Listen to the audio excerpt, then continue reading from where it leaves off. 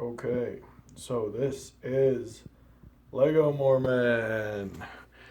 This is a more full version of the history of Mormonism. Yay!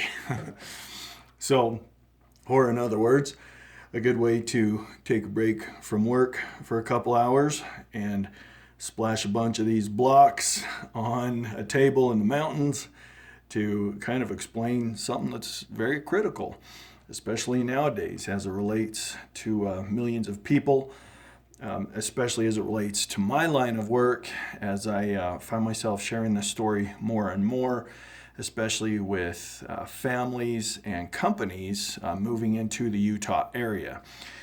If you're a company, these are issues and challenges that your employees may be faced with, or if you're a family, these are issues and challenges that your neighbors may be faced with as it relates to Mormonism. And I guess this is my story, even though it's based on lots and lots of hidden facts and events. I'm the only one that's been talking about this angle for several years. So if you are creative and you would like to develop this story, there are lots of cool ways it can be done. And I would look forward to chatting with you about that. Definitely cooler ways than splashing a bunch of blocks on a table to kind of tell this story. But this is pretty cool, if you ask me. So, what this angle is that Joseph Smith, who history claims is the founder of Mormonism, was not a crazy child cowboy con artist who grew to be a crazy adult cowboy con artist, nor was he a child prophet who grew to be a man prophet. Joseph Smith was a victim, and his participation in Mormonism was out of survival for himself as a child, for his siblings, and for his parents and others. And that is because Mormonism was created by a very patriotic, powerful, wealthy, well-connected, and secretive group to save the failed U.S. settlements. And that's pretty much that. I'll provide a bunch of links. If you want to click through it and learn all that, you can. Or if you want to hang in there for a few more minutes, you can hang around and I'll explain how all this comes together. So to do that, we have to go back about 220 years to colonial times. Keep in mind, this is before women could vote. This is still about 70 or 80 years before the Civil War. The light bulb hadn't even been invented. Everything was still very primitive. You've got immigrants coming to the settlements from around the globe regularly. You have England constantly attacking from the east or from the north through what would eventually be Canada. You also have the warring Native American tribes and countries like Spain and France and Mexico that supplied them.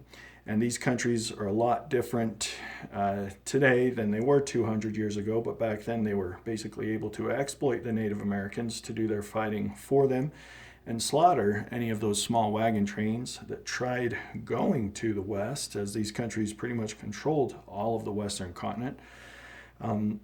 Keep in mind that not all Native American tribes were warring, but there were those that were very violent. Especially when it came to them being given alcohol, guns, and just all sorts of other things to do the bidding of those other nations. And on top of that, the U.S. settlements were basically tearing themselves apart. They were fighting over currency. Some of them wanted to be their own country. There was issues with alcohol, prostitution, tobacco.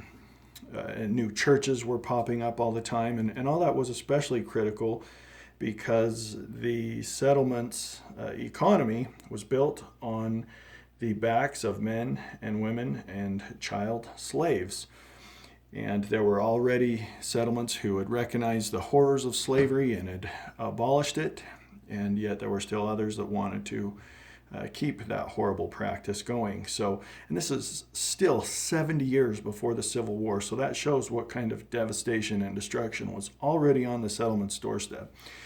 And with the pressure from England and the other countries, there was just, it was inevitable that the U.S. experiment had failed. And keep in mind, this is like late 1700s, early 1800s. And you can see the guiding hand of a brotherhood throughout the history of these settlements. And there's a movie out there with Nicolas Cage nowadays. It's called National Treasure. It kind of talks a lot about that brotherhood, and it's sort of a fun movie to see a lot of the ways the brotherhood contributed to the U.S. settlements back then. But this is fascinating because even today, if you look back, you can see U.S. presidents and other famous or influential people who were members of the Brotherhood as well. Signers of the Declaration of the Independence were, as well as individuals like George Washington, Benjamin Franklin, and Paul Revere. And there's just so much more history here. Remember, Benjamin Franklin didn't just fly a kite and discover electricity or invent bifocals. He was a former governor of Pennsylvania. He was an oligarch. He used many different names to stir up news stories about political opponents or others. He traveled between the U.S. settlements and Europe. The guy got around in more ways than one. And Paul Revere, Paul Revere was more than just a guy. This is Paul Revere on his horse. He was more than just a guy a patriot who rode a horse one night. Paul Revere created the Revere Company, which still sells copper pots and pans to this day. He was a gifted metallurgist and could make amazing things out of copper, silver, brass, gold.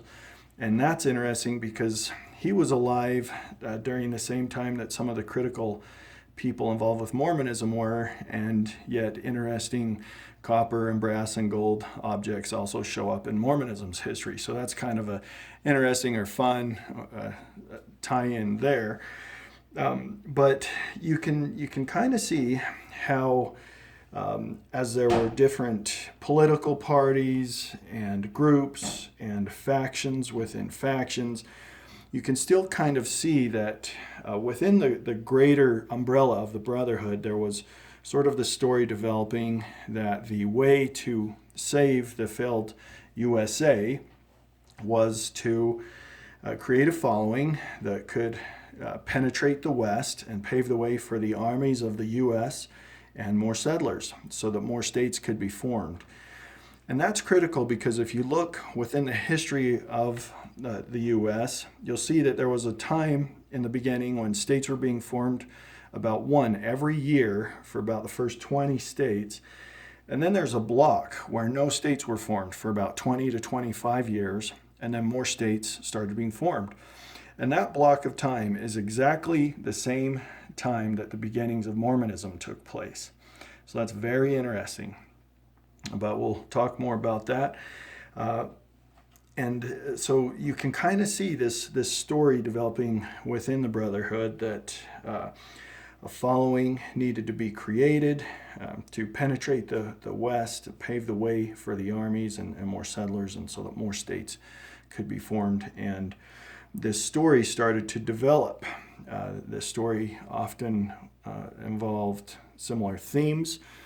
It would often include a pillar of light, very bright, above the brightness of the sun, two heavenly beings. The storyteller would often be overwhelmed and then be given instructions by the heavenly beings about what to do to create a new faithful following. And this story was told by about a dozen men over about 10 to 15 years, but it didn't really catch on, even though new churches were popping up. every day. The New England area is kind of famous back then for being known as what they called the burned over district, because there was just so many different new churches popping up all the time. And so during this time, we're getting about 1812, there was another group we'll call the Nathan Harris group. Nathan Harris had a son, Martin Harris, as well as Emer and Preserved Harris. And Martin Harris plays a very critical role in Mormonism, but so much of that is kind of left off in the selective history of Mormonism that most people are taught.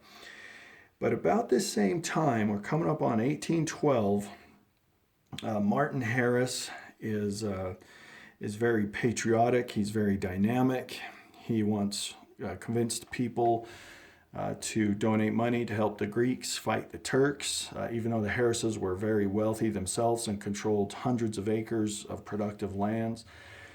Martin Harris was also very gifted at making a white linen cloth out of flax from the family's lands, and white linen cloth eventually became very prominent in Mormonism, as Mormons are instructed to wear white linen garments, tops and bottoms, under their clothes that they are supposed to buy exclusively from Mormonism.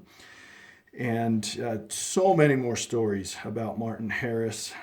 He married his 15-year-old cousin. He was about 23. And he was also very abusive to her. There was police reports from back then that he beat her with the handle of a horse whip, and that she also eventually went deaf in one ear, probably from him screaming at her. So he was talented, a very complicated person. He was talented, yet had the propensity for violence, and yet he was also very patriotic, and that is because in 1812, he left that life of affluence voluntarily to go fight in the War of 1812, to join the army and fight in the War of 1812, which was being fought not very far away from Palmyra, New York.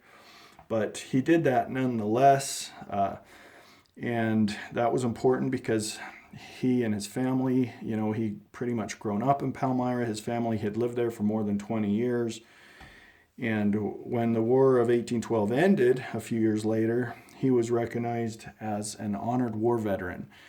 And so because of that, it's safe to say that he killed in the name of patriotism, like wars often require or expect men and women to do. And so he experienced that. When he returned from the war, he took on the title of Road Overseer for the Palmyra region. And this group, this Martin Harris group, also included people like Luther Bradish, Samuel Latham Mitchell, and Charles Anthon. There's even a connection to James Fenimore Cooper, the author of the prolific American novel The Last of the Mohicans. And so this group was very well connected. There's connections to presidents, industry, obviously literary talent and publishing capabilities, military, and as such, they were also very influential as proponents of the Erie Canal and it getting built and its route, and they made sure that it would pass right by the Harris's lands, because that would provide an endless stream of revenue for the Harris's productive lands. And so those announcements all kind of happened in about 1816. And up until that time, around the New England area, was this family, the Joseph Smith family, with Joseph Smith Sr., the mom, Lucy Mack Smith, sons Alvin, Hiram, Joseph, Samuel, and Don Carlos, and a few sisters and other children that didn't survive much past birth. In 1816, Alvin was a little more than 18 years old, Hiram was about 16, and Joseph was 10 years old. And They had moved about 8 or 9 times around the New England area, back and forth from area to area in search of work. And they would probably be known as a gypsy family today because they moved so much. And when they did settle for a little bit, they were often known to search for treasure in various ways, which sounds weird, but it actually wasn't too uncommon for the time. This is a little buried treasure in one of the wands they would use to search for treasure. But so it absolutely was the announcement of the Erie Canal and the work that would bring that brought the Smith family and its many sons to the Palmyra region. Now, Mormonism history claims that at least 10, maybe even 15 years would go by before Joseph, before the Harrises became aware of the Smiths.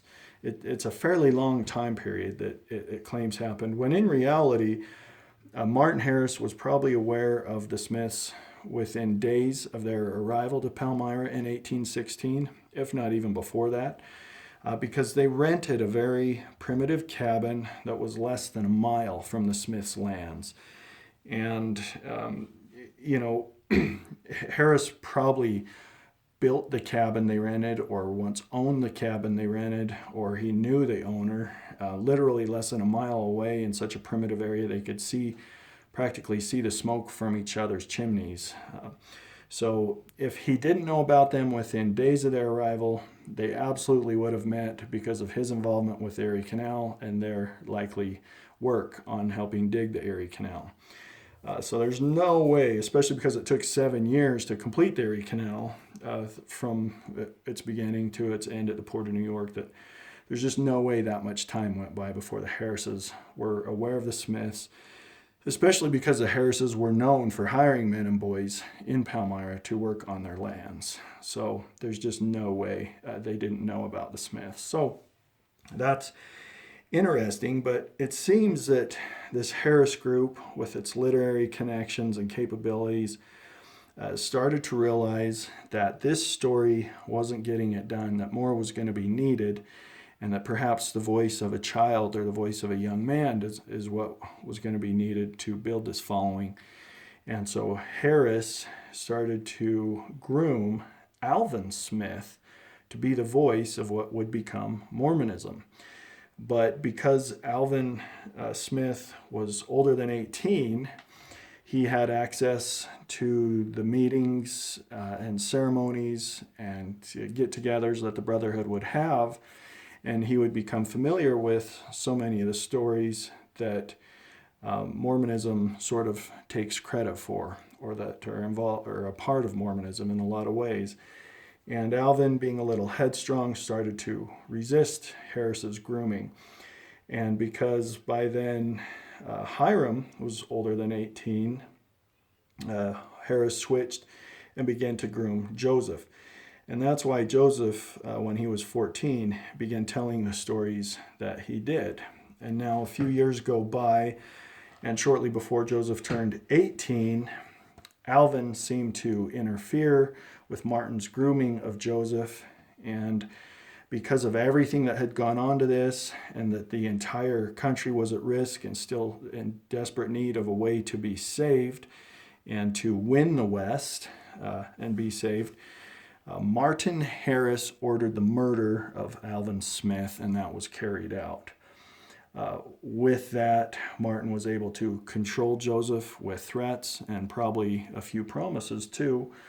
But that is why Joseph shared the stories that he did around the New England area with such a fervor. It wasn't out of faith, it was out of fear, because he knew if he didn't do exactly as he was told, that the rest of his family, his sisters, his brothers' lives, his parents, their lives were all in danger.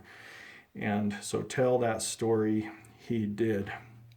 Now, as time went on, the history of Mormonism kind of leaves out that Joseph first started telling his stories in 1820, but the Book of Mormon wouldn't be published until 1830. So there's about a 10-year gap from that. And a lot of times the story's kind of told, it sounds like it all just sort of happened in a few months, but it really was at least 10 years, but it was really even longer than that. But during that time, as Joseph was sharing the stories they told him to share, they began putting together the publication known as the Book of Mormon. And they did that either by willing, bribed, or forced authors of other publications. These included books, publications like A View of the Hebrews by Ethan Smith, The First Book of Napoleon by Michael Linning. Linning was also the scribe to the Queen of Scotland. Manuscript Story of Connaught Creek by Solomon Spaulding. The Late War by Gilbert Hunt. The History of Freemasonry by and the Grand Lodge of Scotland, as well as a classical dictionary edited and updated by Charles Anthon. So there's all these connections that are there, but they're just sort of selectively pushed to the side and forgotten. And with those stories, they were able to create the Book of Mormon and then have Joseph began claiming that it was, published, which Martin also paid for the publishing of. Martin actually probably owned the publisher as well. E.B. Grandin, I think, was the name of the publisher there in Palmyra. Martin clearly paid for the printing press to come there and all that. But what that allowed was the Erie Canal, as it was finished, as it was finished, it allowed the Harrises to ship their livestock and linen and other agricultural goods on barges to the port of New York. And then, rather than come back empty, because of so many immigrants in New York, there were always immigrants from places like Scotland and Germany who could take these barges back to the Palmyra area with the promise of a new American spirituality and a book that they might be able to buy.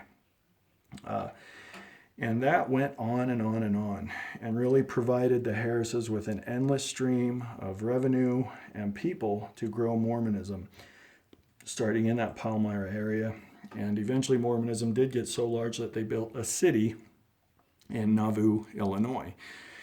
And it's also critical to note that the Erie Canal made New York the global financial hub that it is. Without the Erie Canal, New York was just another port on the coast, on the landlocked coast. And so, what the Erie Canal did for New York cannot be understated. And that's critical to note. This is a skyscraper, and this is one of those taxi cabs you see cruising around New York. So, but that provided that endless stream of revenue and people to grow Mormonism and build that city of Nauvoo, Illinois. Now, as Mormonism went on, there are stories about its translation, that it was actually written in a language called Reformed Egyptian on some golden plates, and that to translate it, Joseph would wear a gold breastplate with some goggles attached to it, and if he didn't wear that and didn't want to use it, he could use a black rock he had been led to and place that in his hat, or he could use a white rock that he'd already had and place that in his hat. And then he could peer upon these objects and visualize the words on the golden plates and orate them to a scribe who was hidden behind a curtain, and so they couldn't see him or what he was really doing or reading from. And then they would write down the words he said, and then that was published into the Book of Mormon, which, yes, Harris did pay for, although the story behind that is a whole nother batch of misdirection. But why that's so critical is because those scribes who wrote what Joseph orated, of those scribes, one of them was a woman who Mormonism claims was named Emma Smith, who was also Joseph's first wife. Yet in reality, her name was Emma Hale Smith Bideman. There was also a couple other men who served as scribes, but the reason why Emma is so critical is because she, as Mormonism went on, Joseph and Hiram were eventually murdered when Joseph was just 39, and Samuel was murdered just 33 days later, and 33, for one reason or another, is a very critical number within the Brotherhood. That's a known fact as well. Yet, 2.5 years later, on Joseph's birthday, December 23rd, Emma married a non-Mormon with the last name of Bideman. And that's why her real name is Emma Hale Smith Bideman. And it's safe to say that there's not a lot of people who get remarried on the birthday of their dead ex. And so that was either her way of acknowledging the work that she and Joseph did, or her way of protesting the work that she was forced to do. But definitely a very peculiar date that's also hidden within in the history of Mormonism. So that happens. Joseph and Hiram are murdered. Mormonism splits into a few different directions. There's more murders. A guy named James Strange took a following north. He was sort of the backup plan in case the Brigham Young plan failed. After Brigham Young successfully made it to Mexico territory, which would eventually become Utah, Strange was murdered. Another guy, William Morgan, he was murdered because he was going to start talking about some of the things that people didn't want him to talk about. So there's just a lot of stories and bloodshed that have just really been hidden. Martin Harris, he went on to father 6 or 7 kids through his first cousin, Lucy Hill Harris. And then when he was 53, she mysteriously died. Yet within weeks of her death, Martin married a 21-year-old niece of Brigham Young named Caroline, and he had 6 or 7 children through her. But why that's so important is because Martin Harris had 13 living children, and today there are 13 corporations controlling more than $100 billion of cash and stock that Mormonism owns. And these are hundreds of millions of dollars of stock in companies you know and use every day. In addition to that, Mormonism is the largest landowner in Florida and Utah. It owns billions upon billions of dollars of residential, commercial, investment, and ecclesiastical real estate. It owns the universities with tens of thousands of students in Utah, Idaho, and Hawaii, BYU. And it has its volunteer force of tens of thousands of teenage boys and girls who go out into the world and teach a very selective version of Mormon history. On top of that, one of these men who told that Pillar of Light story before Joseph Smith had a daughter who actually married one of the Harris sons. It was either Emer or Preserved. But then today, one of Mormonism's top 3 critical leaders, most critical top 3 leaders, named Dallin Harris Oaks, is a direct descendant of that Harris family by just a few generations. And on top of that, all of Mormonism's top 15 most critical leaders are related. And there's a few of them that probably don't even know that. And that, at least that was the case up until a few years ago when they brought in a gentleman from Germany, and one or two from some other countries. But it's also important to note that of all of Utah's governors, the only one who wasn't a Mormon, or that history claims wasn't a Mormon, was also from Germany. So there's another connection there to Germany. And like I said, lots of connections with Scotland and Germany in this story. So I know, you know, this is a tearjerker, or might be a tearjerker for a lot of people to hear, just because of the ramifications of what this means, of Joseph Smith being a child victim of all this. But it's important to note that in history there are a few really gut-wrenching allowed tragedies. Slavery, the Holocaust, tragedies that went on for decades and decades, yet people have been able to find stories or progress and growth from those horrors and those tragedies. And maybe Mormonism is just one of those tragedies, that there is a greater story to it, because ultimately Mormonism is what won the West for the USA and saved the USA. And even Brigham Young, when he had opportunity to put up a statue to commemorate Mormonism's conquering of the West, rather than use anything related to Mormonism, he used a giant eagle and a star of the Brotherhood, which represents the Brotherhood claiming the West under the banner of the USA. So that's that. I'm happy to share all this and talk about this, but just now you can see a little insight into what really happened, and if you're a company, what some of your employees may be struggling with or challenged with, or if you're a family moving into a neighborhood, what some of your neighbors might be challenged with as these stories continue to unfold and come forward. Or if you just want to ignore all this, we can just take the wand of the collective imagination of Mormonism and we can just wand it all away, make it all disappear. But anyway, so there's that. Thanks for listening. I'll throw those links out there. Have a great day, and I'm going to go get back to work.